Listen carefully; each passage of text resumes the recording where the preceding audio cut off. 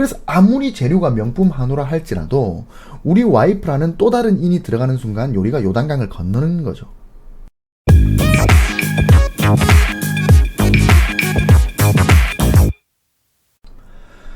반갑습니다.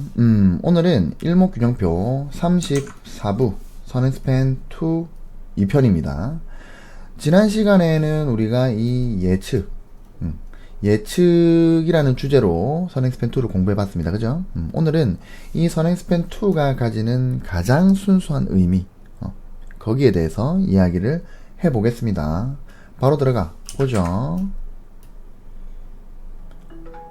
자, 왜 26일 미래의 글이나 입니다.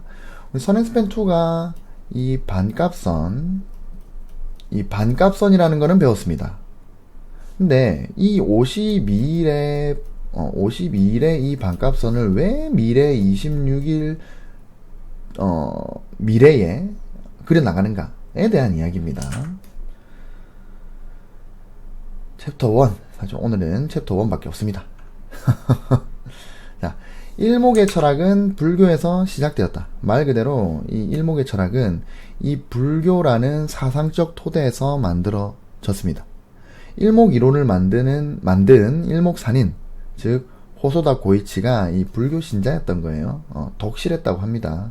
그래서 이 불교의 사상적 토대 위에서 본인의 이론을 만들어 나간 거죠.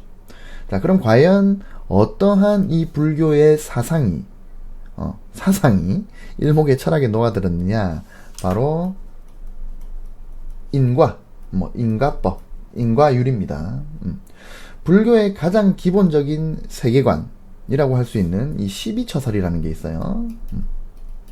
이거는 여러분들이 모르셔도 됩니다. 저도 불교 신자는 아니기 때문에 그냥 예전에 공부했던 거를 그냥 찌꺼기들이 머릿속에 남아있던 거를 그냥 얘기를 드리는 거고, 그게 중요하진 않아요.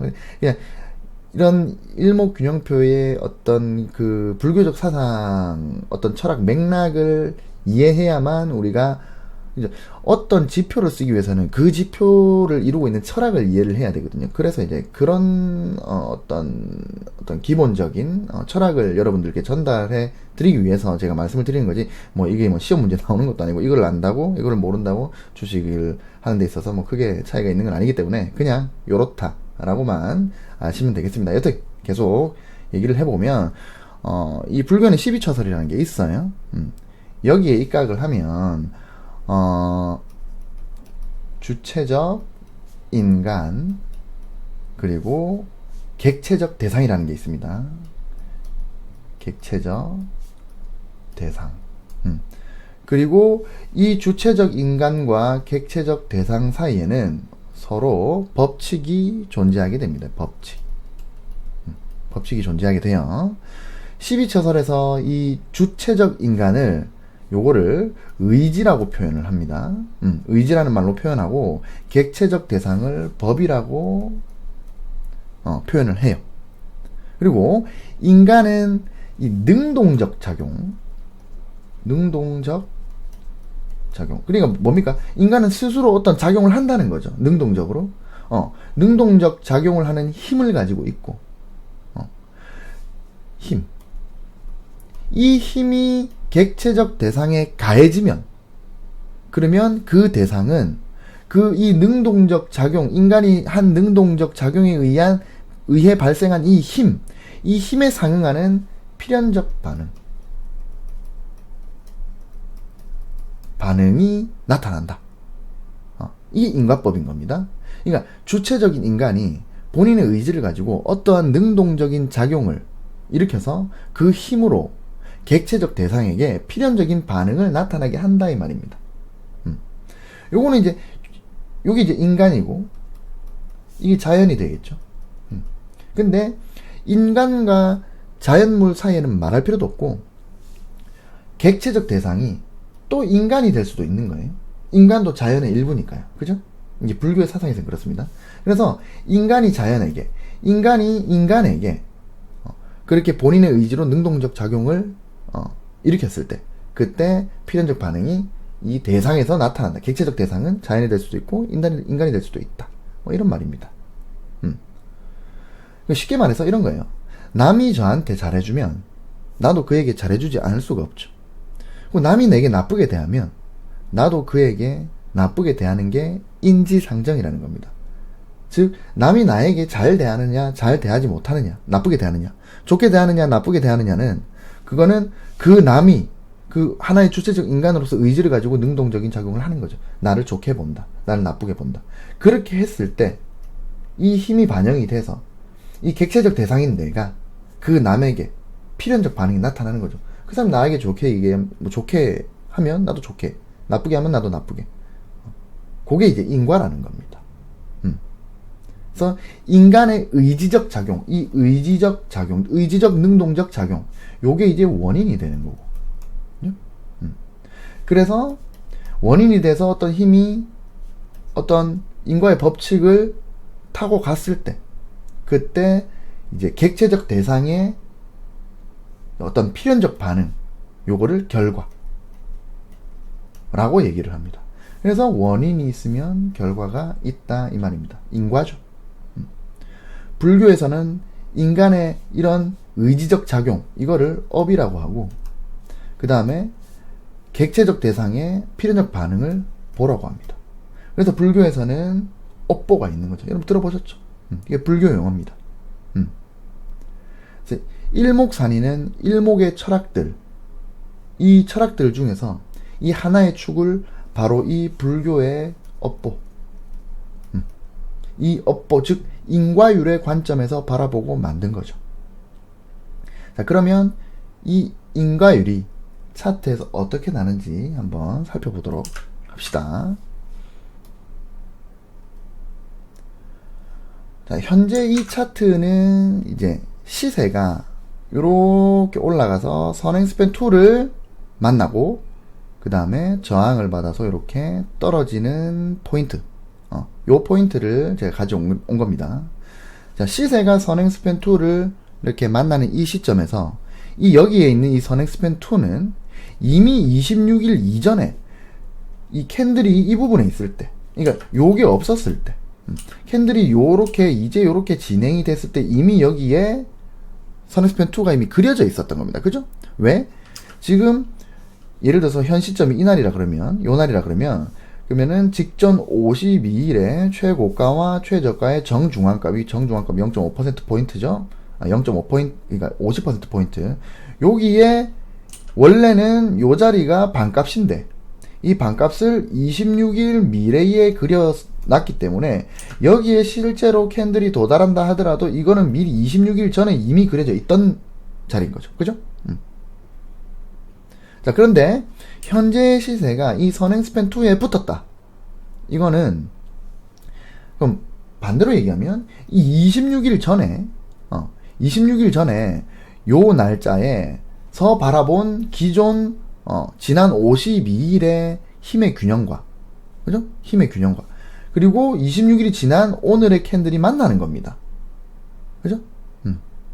자, 일목산인은 이 26일 이전에 이 캔들의 이 시점에서, 바라본 이 지난 52일의 힘의 균형, 이 힘의 균형은 시세 수준이고, 또 매수와 매도의, 이 매도세와 매수세의 치열한 접점, 요 힘의 균형은 이 삼라만상을 이루는 기본수인 26일 뒤에 반드시 시세에 영향을 미친다, 이렇게 생각을 하신 거예요.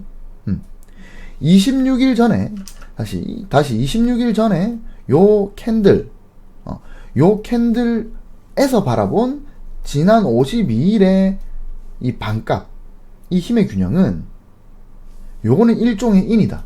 왜? 미리 이제 26일 전에 이미 만들어진 원인이죠. 26일 전부터, 자, 이게 오늘이고, 지난 이게 26일 전이고, 그리고 여기는 그 26일 전에서부터 또 52일의 전이죠. 52일의 전입니다.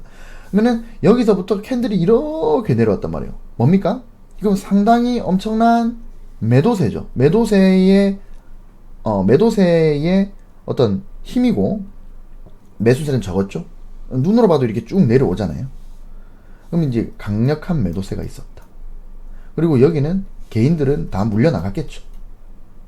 그럼 뭡니까? 본전이 오면 개인들은 빨리 빠져나가고 싶어 한단 말이에요. 그죠? 그게 이제 인지상정이잖아요. 그러니까 이런 원인이 있었던 거예요.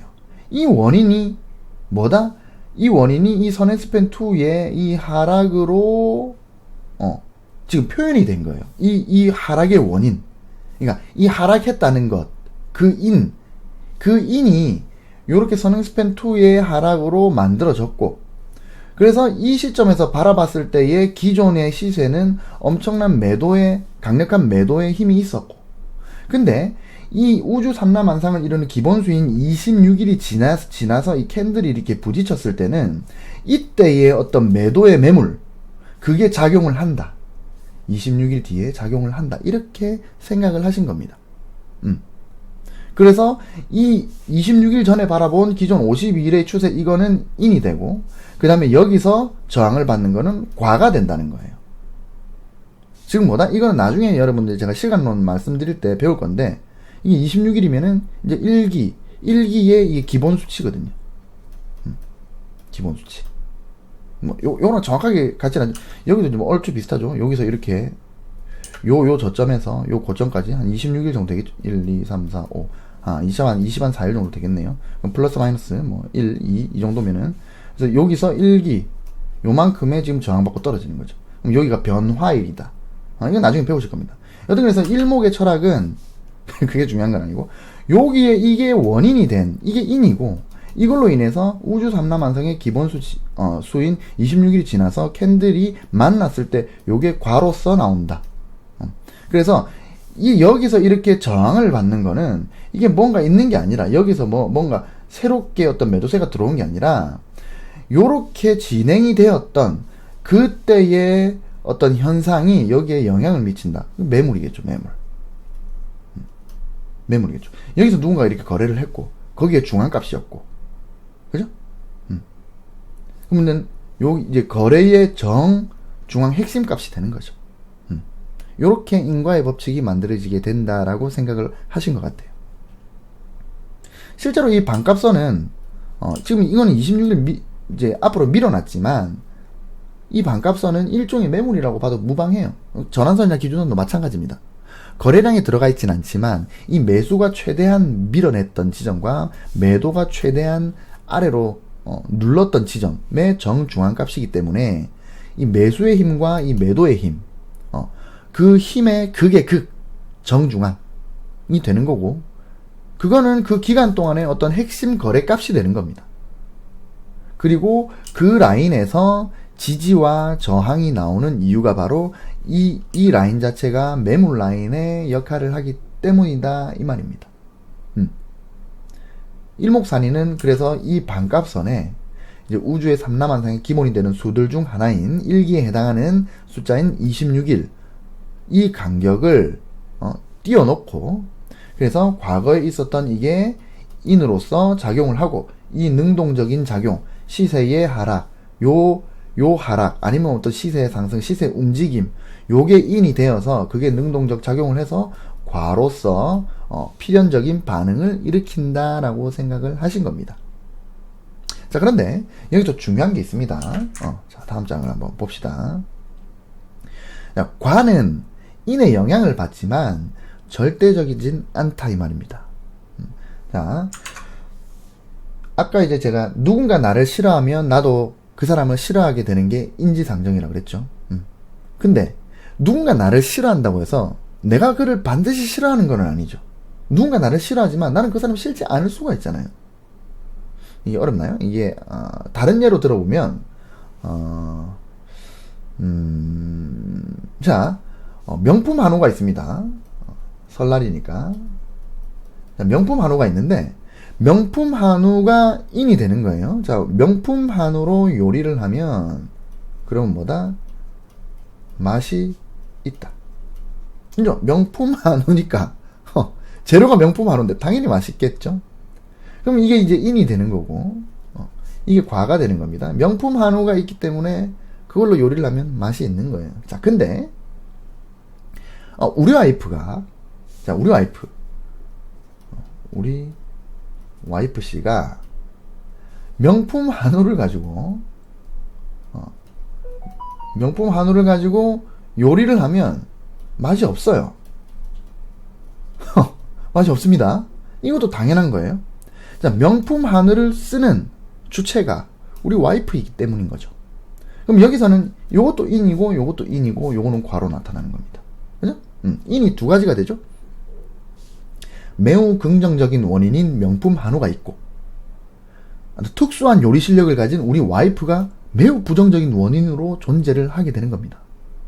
그래서 아무리 재료가 명품 한우라 할지라도 우리 와이프라는 또 다른 인이 들어가는 순간 요리가 요단강을 건너는 거죠. 즉 인과 이 인이 과에 영향을 주는 건 맞지만 인이 하나가 아니라 이렇게 인이 두 가지, 세 가지, 네 가지 복합적일 수가 있고 설령 인이 하나라 하더라도 현상이 그 인을 극복할 수 있다. 자, 명품 한우를 쓰면 맛이 있다. 명품 한우를 쓰면 맛이 있죠. 근데 명품 한우를 썼는데 맛이 없을 수가 있어요. 없을 수가 있습니다. 왜 그렇습니까? 뭐 우리 와이프처럼 요리를 못할 수도 있고 아니면 명품 한우긴 한데 뭔가 착오가 있었던 거야. 모든 사람들이 다 명품 한우로 알고 있지만 그게 뭐 어떤 그 뭐라 그럽니까? 뭔가 처리를 잘못해서 맛이 없을 수도 있죠.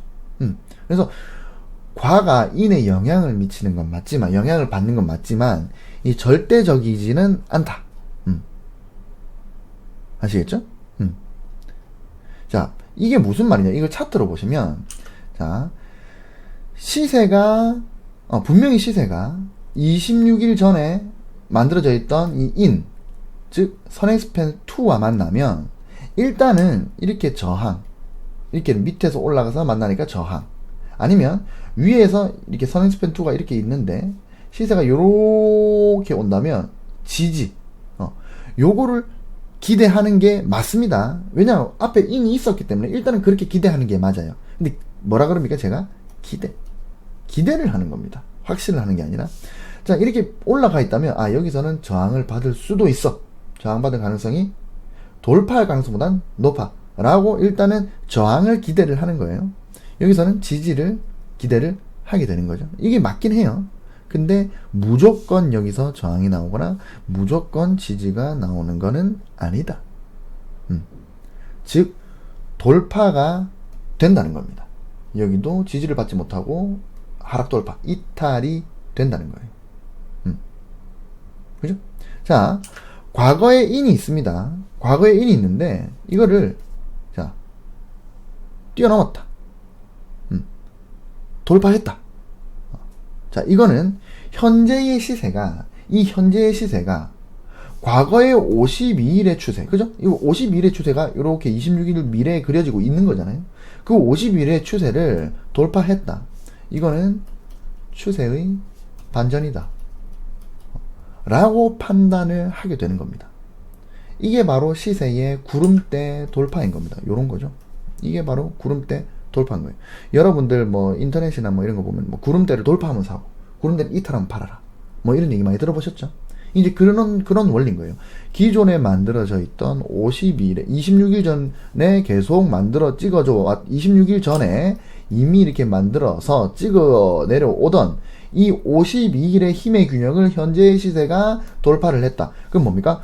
과거 26일 전에 뭐 장기 추세라고 합시다. 52일이면 중기 추세라고 합시다. 중기 추세를 현재의 시세가 뛰어넘었다, 돌파했다, 크로스했다, 이 말이 되는 거예요. 이게 구름대 돌파라는 겁니다. 근데 이 구름대 돌파는 결국에는 52일짜리입니다. 그죠? 결국 이 선행스팬2는 결국 52일짜리 추세이기 때문에 시세가 만약에 이렇게 넘어갔다고 가정을 해봅시다. 그래도 겨우 52일 이동평균선으로 치면 60일선 그거를 넘어선 것일 뿐입니다. 그러니까 요거를 넘어섰다고 해서, 그러니까 우리가 인터넷이나 이런 데 보면 여러분들 일목균형표로 공부를 하시다 보면 구름대를 돌파하면은 매수다 이렇게 얘기를 막 확실하게 하는 분들이 있잖아요. 그렇게 생각을 해서는 안 된다는 거예요. 겨우 52일짜리라는 겁니다. 이게 이런 거예요. 선행스팬2는 겨우 51의 추세인데 시세가 이거를 돌파했다고 해서 이 앞으로 계속 상승 추세로 가느냐? 물론 이거는 갔죠. 근데 이게 무조건 간다? 이렇게 말할 수 없다는 거예요. 왜냐면 결국 52일의 추세일 뿐이고 그 위에는 아직도 76일짜리의 어떤 순의 추세나 아니면 226일짜리의 환의 추세가 있다. 그 순의 추세나 환의 추세가 이렇게 하락을 하고 있다면 그러면은 기술적 반등으로 끝나고 다시 이렇게 큰 하락으로 내려갈 수가 있다 이 말입니다. 자, 차트 한번 봅시다. 자, 선엑스펜2는 겨우 52일짜리다. 자, 분명히 선엑스펜2가 이렇게 있었고 시세가 이거를 돌파를 했습니다. 그죠? 전고점 돌파도 했어요. 그죠? 전고점 여기 있는데 요거를 저항을 한번 받고 이렇게 돌파를 했네요. 지지고 반등을 합니다. 아주 좋은 매수 포인트다 라고 말할 수 있죠. 그죠? 전고로 돌파했고 상승 M 파동이 작게 계속 지속이 되고 있고 그죠? 아주 좋은 매수 포인트다라고 생각을 할 수가 있습니다. 근데 이 구름대를 돌파해서 올라가는 거는 끼 해봐야 52일의 추세를 돌파를 해 나가는 거다. 52일의 추세. 즉, 이 26일 전에, 26일 전에 인을 현재의 시세가 돌파를 한 거고, 이거는 과거의 인을 극복을 해서, 돌파가 된 거죠. 근데, 아직 요게 226일짜리 환선입니다. 환선. 아직 이 1환선 밑에 있습니다. 그러면, 이 226일짜리 대추세인 이 1환선은 이렇게 하락을 이렇게 하고 있단 말이에요. 이렇게 하고 있는데 겨우 52일짜리가 이렇게 붙었어요. 226일짜리는 하락을 하고 있는데 52일짜리가 붙었단 말이에요. 어떻게 됩니까? 그러면은 요것도 인과율이죠. 결국에 여기서는 저항을 기대하는 게 맞다. 이거를 돌파해버려서 그래서 이 226일짜리 환선도 돌아 나간다면 그러면 또 달라지지만 일단은 그게 돌파되기 전까지는 저항을 기대할 수밖에 없다. 그래서 이게 52일의 추세를 이 인을 극복을 했지만 시세가 26일 전에 만들어졌던 52일의 추세 이 인을 극복을 해서 과가 달라졌지만 하지만 더 큰 시련이 앞에 있었던 거죠. 이게 뭐다? 226일짜리 환선이다. 환선을 만났으니 다시 이렇게 하락을 크게 하게 되는 겁니다. 즉, 이 대추세는 하락을 하고 있는데, 근데 이 자그마한 52일의 추세가 상승을 한다고 해서 이 대추세까지 하락을 상승으로 돌린다는 보장이 없다. 따라서 선행스팬2를 이렇게 돌파를 한다. 3여 호전이 나온다. 구름대를 돌파했다. 그러니 매수다. 라는 생각은 잘못됐다는 겁니다. 요렇게 나왔을 때는 그죠? 26일 전에 이 시점에서 인이 발생을 했고 근데 오늘의 시세가 인을 만났는데 이걸 돌파했네. 그러면은 인을 극복을 했다. 그렇다면 자 52일의 추세는 넘어섰고 다른 기간의 추세도 확인을 하자. 혹시나 이 순이나 환이 아직도 대추세가 하락을 하고 있진 않는가? 아니다. 이미 이전에 대추세는 넘어섰고 대추세는 상승을 하고 있다. 상승의 초입이다. 그럴 때 이 선행스팬2를 이탈했다가 선행스팬2를 다시 넘어서는 모양새가 나왔다. 다른 추세를 확인해보니 괜찮다. 자, 그러면 이제부터는 뭐다? 매수의 관점을 가지고 전환상각 기준선, 일목균형표, 시간론, 가격 계산론, 이런 것들을 파동론 이런 것들을 다 종합적으로 복합적으로 분석을 해서 그래서 어떤 눌림을 잡아보자. 매수의 급소를 눌림목을 찾아보자. 그리고 만약에 내가 이 급소라고 해서 진입을 했는데 만약에 내가 예측한 것과 반대적으로 이탈이 되거나 이런 움직임이 나오면 그러면은 과감히 끊어내자.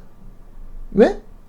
이렇게 내 예측과 다르게 하락을 했을 때 끊어내는 것 또한 이문자재이기 때문이다. 이런 분석이 필요한 거죠. 이게 일목의 철학인 거예요. 아시겠죠? 무조건 이게 돌파가 된다고 해서 인을 극복했다. 이부터 매수다. 이것도 아니고. 전체적인 어떤 추세, 순과 환까지 이렇게 다 확인을 하고 그저 움직임이 흐르는 대로 내가 어떤 예견을 하는 게 아니라 어떤 예측의 어떤 그런 시선을 가지고 시세를 관찰을 하다가 나는 그 급소를 잡아내면 된다 이 말입니다. 아시겠죠? 그래서 선행스팬2는 겨우 52일짜리이기 때문에 구름대를 돌파한다고 흥분하지 마라. 구름대를 돌파했지만 다시 하락을 하는 경우는 얼마든지 많다 이 말입니다. 아시겠죠? 자, 그 외의 인과. 자, 오늘은 제가 설명을 드리기를 이 시세와 그 다음에 선행스팬2 요 두 가지의 인과만 살펴봤습니다. 그죠? 근데 이 선행스팬들은 다른 모든 것과도 인과가 발생을 합니다. 왜? 일단은 26일 미래에 그리고 있기 때문에 그렇어요. 자, 예를 들어서 선행스팬2와 그 다음에 기준선이 있습니다. 아까는 시세였는데 이번엔 기준선이에요. 근데 선행스팬2와 기준선의 크로스?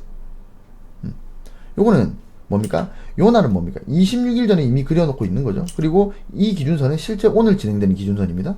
26일 전에 52일의 추세와 현재 시점에서 바라보는 26일간의 추세의 반전이죠.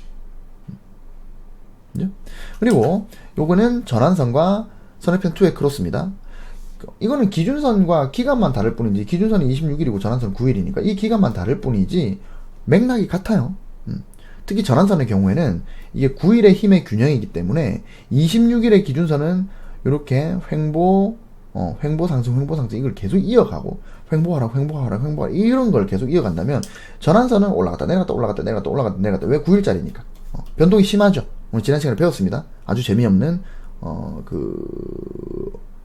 일목균형표 강의, 여러분들이 그 외면했던 일목균형표 강의에서 배웠어요.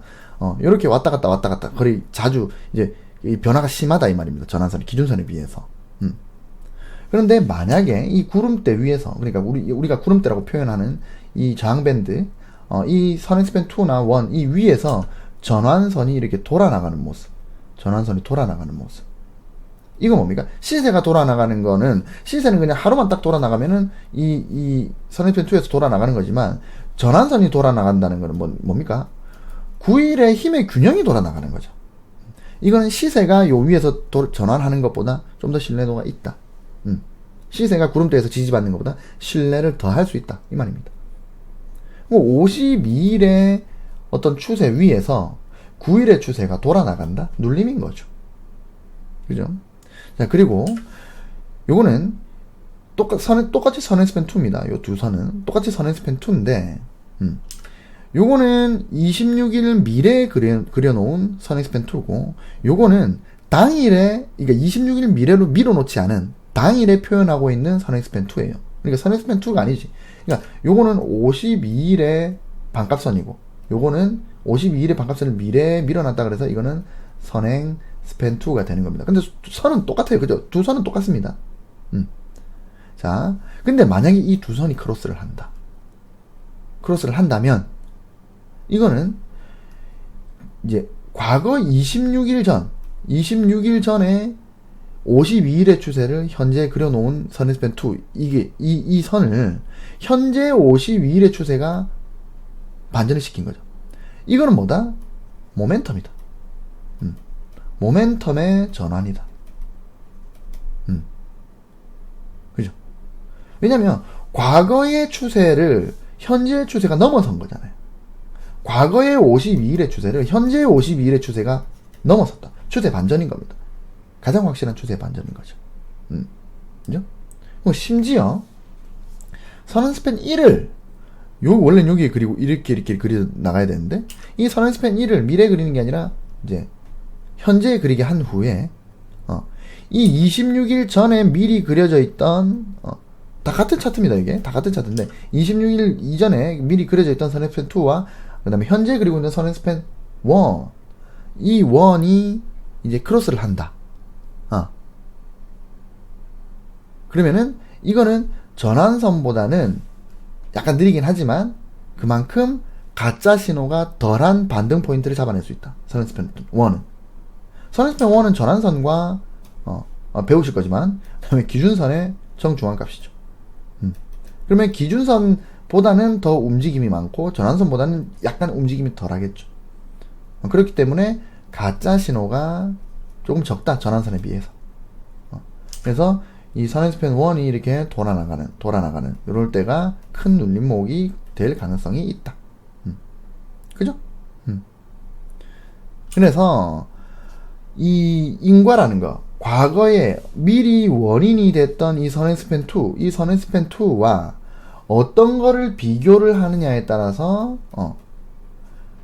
26일 전에 바라봤던 52일의 추세와 뭐 현재의 시세를 비교를 하기도 하고, 그 다음에 뭐 현재의 26일의 반값 힘의 균형을 비교하기도 하고, 그리고 현재의 52일의 반값과 비교할 수도 있고, 뭐 여러 가지 비교를 통해 가지고 추세의 전환, 결국 이건 다 뭐를 보는 거다? 과거 26일 전에 바라봤던 이 52일의 추세, 이 추세를 현재의 어떠한 다른 모든 것들이 전환을 하고 있느냐, 이거를 보는 겁니다. 결국에는 추세 전환을 보기 위해서 26일 미래로 밀어놨다. 이 인과율이라는 이 법칙을 통해서, 불교의 사상적 토대를 통해서 시세의 전환, 추세의 전환을 바라보고 싶었다, 이 말입니다. 비교를 통해서. 아시겠죠? 자, 정리합니다. 일목의 철학은 불교적 사상, 불교의 사상적 영향으로 인해 인과의 철학을 가진다. 자, 이것은 뭡니까? 이 과거에 있었던 이 사건으로 인해서 미래가 영향을 받는다.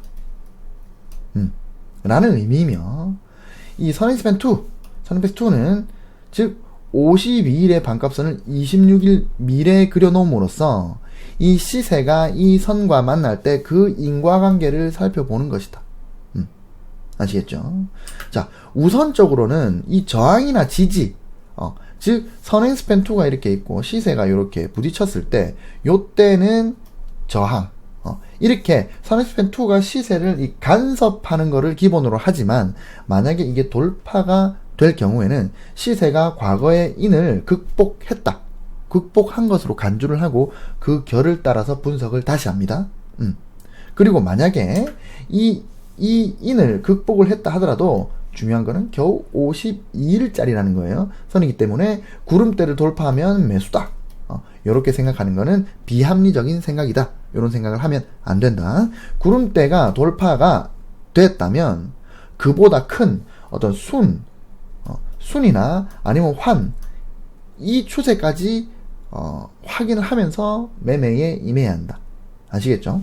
그리고 그 외에도 앞장에서 말씀드린 것과 같이 여러 가지로 활용이 가능하다. 기준선과 선행스팬 2의 비교, 그다음에 전환선과 선행스팬 2의 비교, 심지어 제가 말씀 안 드렸지만 후행스팬과 또 비교를 통해서 여러 가지 활용이 가능하다. 여러분들이 한번 이것저것 비교해 보시면서 어떤 살펴보시면 뭔가 얻으시는 게 있을 거예요. 결국 이건 다 뭐를 알기 위해서 일목산인 이걸 만들었다? 추세, 전환. 요거를 확인하기 위해서 이렇게 미래로 밀어놓은 것이다. 바로 불교의 사상적 영향으로 만들어진 인과율. 그 어떤 철학적 어떤 뭐라 그럽니까 그거를 하여튼 철학적인 그 사고를 가지고 요거를 이렇게 만드셨다. 아시겠죠? 요렇게 내가 정리를 하겠습니다. 다음 시간에는 더 유익한 내용으로 찾아뵙겠습니다. 공부를 하신다고 고생 많으셨어요. 잘 자요. 안녕.